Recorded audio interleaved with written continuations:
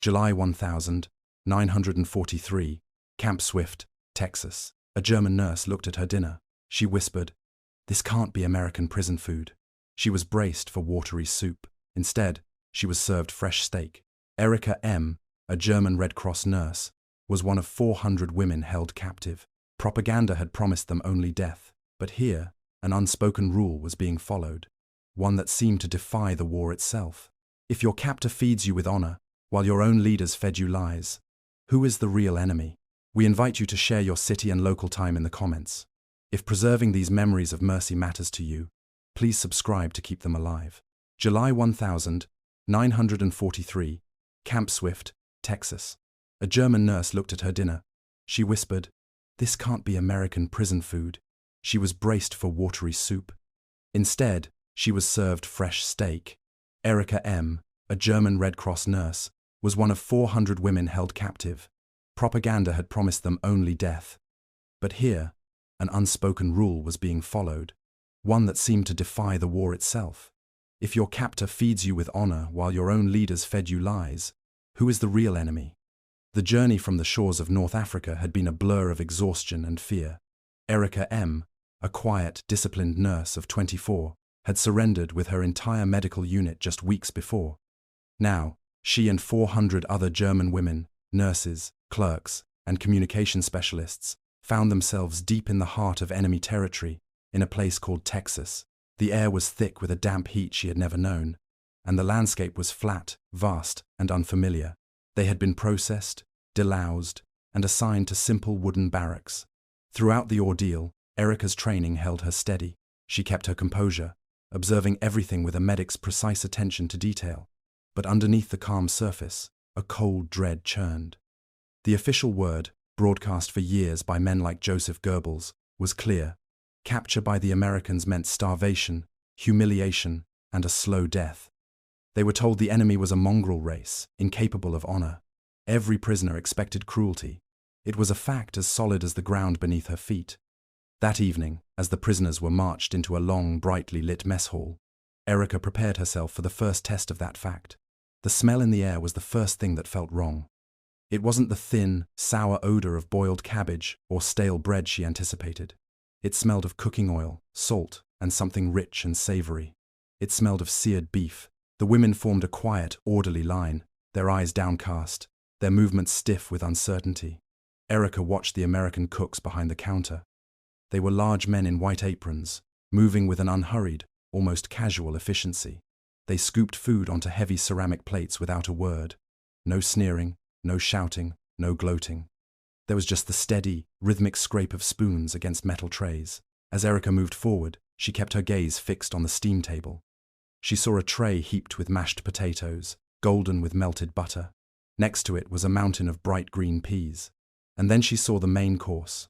It was not a thin, grey stew. It was not a lump of gristle. It was a thick, perfectly cooked piece of steak, its surface browned and glistening. When it was her turn, an American guard, a sergeant with a tired but not unkind face, took a plate from the cook and handed it to her. He made no distinction between her and the woman in front of her. The portion was identical to what he would have served one of his own soldiers. Erika took the plate, its weight surprising her. She found a seat at a long wooden table among the other women. A hushed, confused silence fell over them. They stared at their food as if it were a trick, a cruel joke just waiting for its punchline. No one moved to eat. They just looked at the impossible meal before them, a fresh steak, buttered potatoes, a serving of peas. For a moment, Erika's mind reeled. She thought of the propaganda leaflets she had seen, the ones promising that American prison camps were nothing more than death camps in disguise. She remembered the radio speeches that warned of torture and endless hunger. She looked around the hall. The American guards were eating at their own tables, served from the same line, eating the exact same meal. There was no difference. No prisoners' rations, no captor's feast. There was only food, served to everyone equally. The principle behind this quiet scene was a rule written down in a city most of them had never heard of. The Geneva Convention of 1929 mandated that prisoners of war must receive the same rations as the base troops of their captors. The U.S. War Department, determined to model fairness in hopes that their own captured sons would be treated well, enforced this rule to the letter. It was a policy of strategic mercy, an administrative decision made thousands of miles away. But here in the mess hall at Camp Swift, it felt like something else entirely. It felt like a fundamental law of the universe had been broken. Slowly, Erica picked up her fork. She cut a small piece of the steak. It was tender. She lifted it to her lips and tasted it. The flavor was real. It was not poison. It was not a dream. All around her, other women began to eat, tentatively at first, then with a growing, desperate hunger. A few women wept silently into their plates. Erica did not cry. Instead, a deep, unsettling crack began to form in the foundation of her beliefs. The steak on her plate was not just a meal, it was proof. It was a piece of undeniable truth that contradicted everything she had been taught. Her leaders had promised her a brutal enemy, but this food was not brutal. This treatment was not cruel. It was orderly. It was fair. It was decent. As she slowly finished her meal, a single, terrifying question echoed in her mind. A question that would change everything. If this is prison, what else have they lied about? The shock of that first meal did not fade. Instead, it settled into a bewildering routine. The days at Camp Swift took on a rhythm defined not by fear, but by a strange, orderly calm. There were morning roll calls under the vast Texas sky, work details in the laundry, or the camp gardens, and then the meals. Always the meals. 2 weeks after her arrival, Erica wrote on a scrap of paper she kept hidden in her mattress. We lined up, steak again. Last night there was even fruit, peaches in syrup, sweet and heavy. It feels wrong. The food was a constant, undeniable fact that chipped away at years of indoctrination. The propaganda had been a fortress in her mind, built of fear and certainty. Now, every plate of food was a hammer against its walls. The system enforcing this strange mercy was immense and impersonal. By late 1944, the United States would hold over 425,000 German prisoners of war in camps scattered across the country. These men and women were not just mouths to feed. They were a strategic responsibility. The War Department policy was simple. Treat them by the book. Adherence to the Geneva Convention was not just about honor. It was a shield, a hope that American soldiers in German hands would receive the same. But for the prisoners living it, the policy felt like a constant source of disbelief. The American guards, for their part, seemed to treat the abundance of food as normal. Sergeant James Miller, the quiet Texan who had handed Erica her first plate, would sometimes watch the prisoners eat with a wry, unreadable expression. One afternoon, he remarked to another guard, loud enough for Erica to overhear, "They eat better than my own folks back in town." It was not said with anger, just a statement of fact. His words revealed a hidden tension. Outside the barbed wire fences of Camp Swift, American civilians lived under strict rationing. Families were issued coupon books to buy limited amounts of sugar, coffee, and meat. A steak dinner was a rare luxury, saved for a special occasion. Yet inside the camp, the enemy was served steak regularly. News of this disparity trickled into the nearby towns, breeding a quiet but persistent resentment. Local people saw the German prisoners, healthy and well-fed, and could not understand why the enemy deserved more than their own sons fighting overseas. For Erica, this generosity was a source of profound confusion, not comfort. Every night, she lay on her cot and forced herself to remember the words of the leaders back home. She recalled the speeches of Joseph Goebbels, his voice crackling over the radio, warning them that the Americans were barbarians, a mongrel nation that starved and tortured its prisoners. She had believed him completely. Her entire generation had been raised on such certainties. They were taught that they were superior, that their enemies were degenerate, and that capture was a fate worse than death. The reality of Camp Swift made a mockery of those teachings. The evidence was not just on her plate, it was in her own body. The women around her, who had arrived gaunt and pale from the conflict in North Africa, were now gaining weight. Their cheeks filled out, and a healthy color returned to their skin. Army doctors at the camp meticulously recorded the changes, noting an average weight gain of 7 to 10 pounds per prisoner in the first 3 months. This physical transformation was the most powerful counter-argument to the years of propaganda. It was one thing to hear a lie, but it was another thing to feel your own body healing as proof of that lie. The camp was not a death camp. It was a place of baffling health. The crack that had formed in Erica's mind on that first night began to widen into a chasm. If they lied about the food, if they lied about starvation, what else was false? Was the entire war, the entire cause she had served as a nurse, built on a foundation of such deceptions. The thought was terrifying. It was easier to believe in a cruel enemy than a decent one. Cruelty confirmed your worldview. Decency shattered it. She looked at the other women and saw the same conflict mirrored in their eyes. They ate the food, they did their work, but a profound and unsettling silence hung over them. They were wrestling with a truth they could not speak aloud. Their enemy was treating them with a humanity their own leaders had sworn was impossible. The stake was more than just sustenance, it was a weapon, dismantling their certainty one bite at a time. The daily routine of adequate food was soon joined by other, smaller moments of unexpected humanity. As a trained nurse, Erica's skills were too valuable to be left idle. The Geneva Convention allowed for the retention of medical personnel, and soon she was assigned to work in the camp infirmary. There, she worked under the supervision of an American Army nurse, Dr. Helen Carter. Dr. Carter was a brisk, efficient woman in her early 30s, who spoke with a quiet authority. She treated Erica not as an enemy, but as a colleague. There was a professional respect between them that transcended the war, a shared understanding of duty and care. In the infirmary, Erica saw the ultimate proof of the Americans' strange code of conduct. When a German prisoner needed treatment, she was given the same sterile bandages, the same dose of precious penicillin from the same stockpile that was used for the American guards. There was no separate, inferior supply for the captives. A wound was a wound, a fever was a fever, and the response was simply medicine. Dr. Carter, who Erica later learned had lost a brother in the fighting at Anzio, performed her duties with a discipline that was almost a form of grace. Mercy, Erica began to understand, was not a sign of weakness or naivety. It was a choice, a difficult discipline practiced even in the shadow of personal loss. This quiet sense of decency extended beyond the infirmary walls. Small gestures accumulated, each one further dismantling the myth of the cruel enemy. One evening, Sergeant Miller, the guard with the tired eyes, discreetly slipped Erica a few extra bars of soap after her shift. He muttered something about how a little cleanliness could make you feel human again, then walked away before she could respond. The small gift was a profound acknowledgement of her dignity. In the evenings, after the final meal, the sounds of a harmonica would sometimes drift across the compound. Captain Friedrich Bauer, the senior German officer, had been allowed to organize activities to maintain morale. He insisted on discipline and order, and this included choral singing and classes.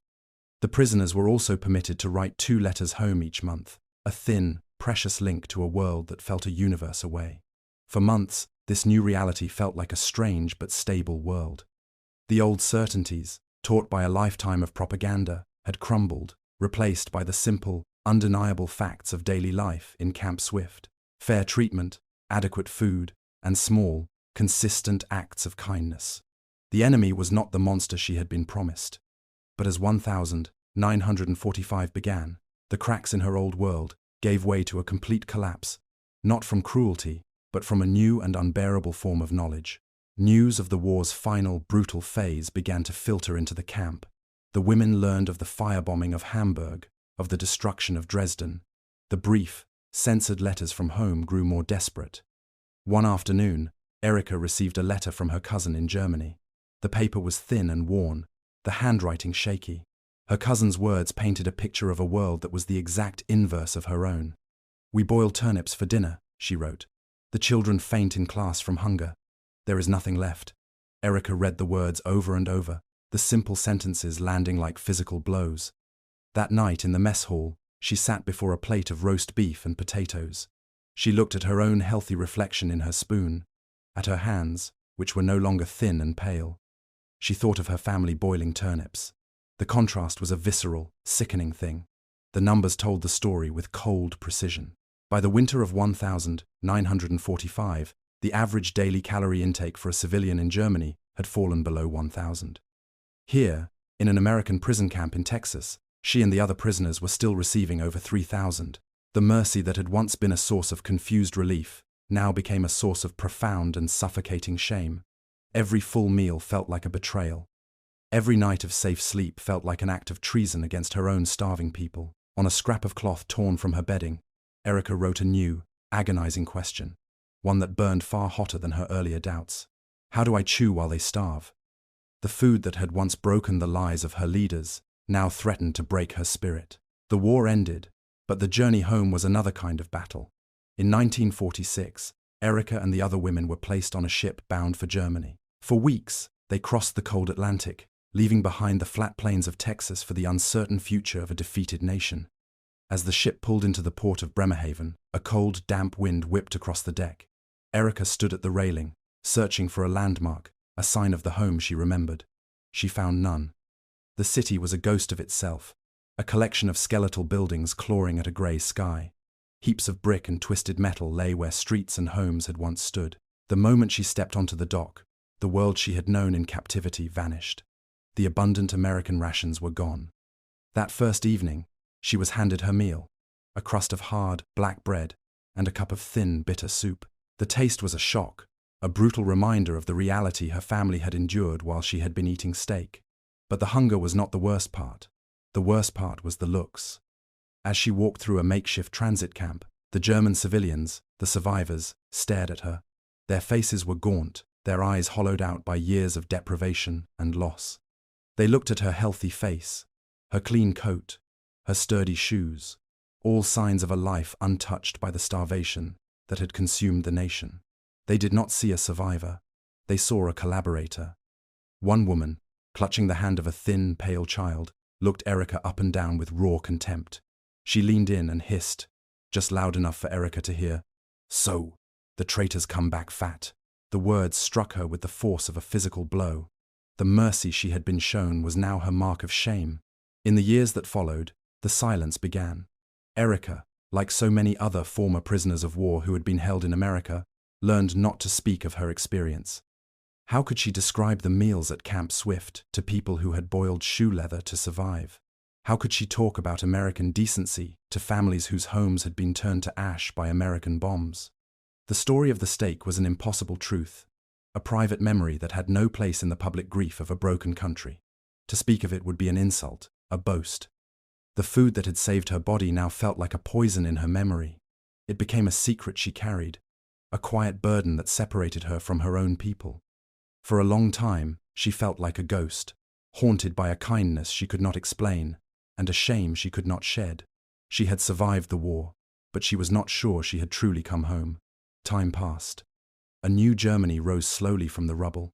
Cities were rebuilt, and the gnawing hunger of the post-war years gave way to a fragile prosperity. In the 1950 seconds, historians in West Germany began to unearth the official records of the war. They found the documents from the American POW camps, the meticulous ledgers detailing the supplies, the menus, and the strict adherence to the Geneva Convention. The stories were confirmed. Her memory was not a dream or a fluke. It was a matter of historical record. The truth, finally spoken aloud by others, began to lift the weight of her silence. By then, Erica was a mother with children of her own.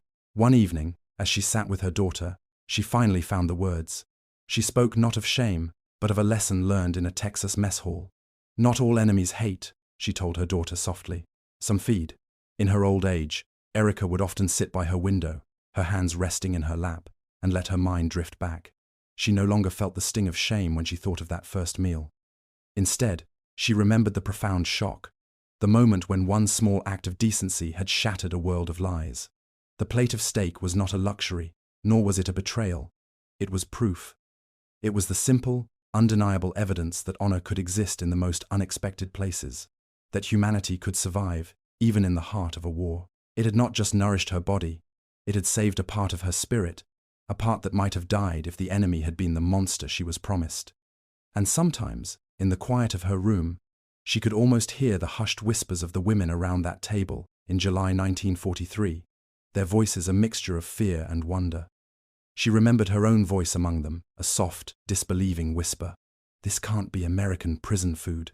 Now, after a lifetime of reflection, she had an answer. It was, and it saved my life.